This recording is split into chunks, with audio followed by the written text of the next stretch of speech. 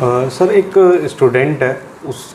उसका एफआईआर में नाम आ गया, लेकिन वो eight the time of incident था नहीं। उसके पड़ोसी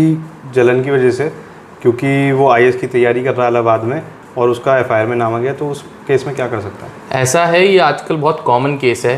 कि लड़का गया हुआ है आईएएस की या किसी भी सिविल सर्विसेज की तैयारी करने के लिए और उसका झूठा नाम जो है एफआईआर में ऐड करा देते हैं, चाहे वो चोरी का हो या कोई मारपीट का हो।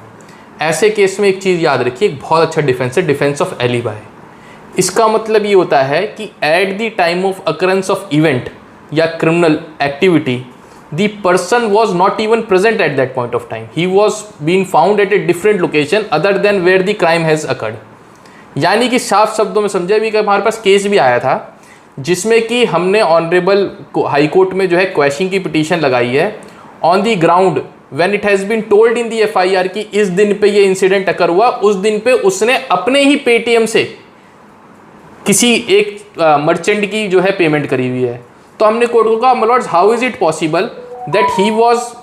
being told, alleged that he was present at the time of incident or at that point of time, however he is making from his own phone to a payment of a merchant at a very different location। तो उसमें जो है वो court ने हमें relief grant करी है। तो ये डिफेंस ऑफ एलिबाई जो है याद रखिए कि at the time of occurrence of event the person was not present at the time of incidents. और आजकल जो ऑनलाइन पेमेंट सभी करते हैं, तो this online payment could be proven as a proof कि भाई I was there at a different location, I have made the payment from my own phone and this is the proof. How is it possible that a person at the same time was present on the two different occasion, one at the time of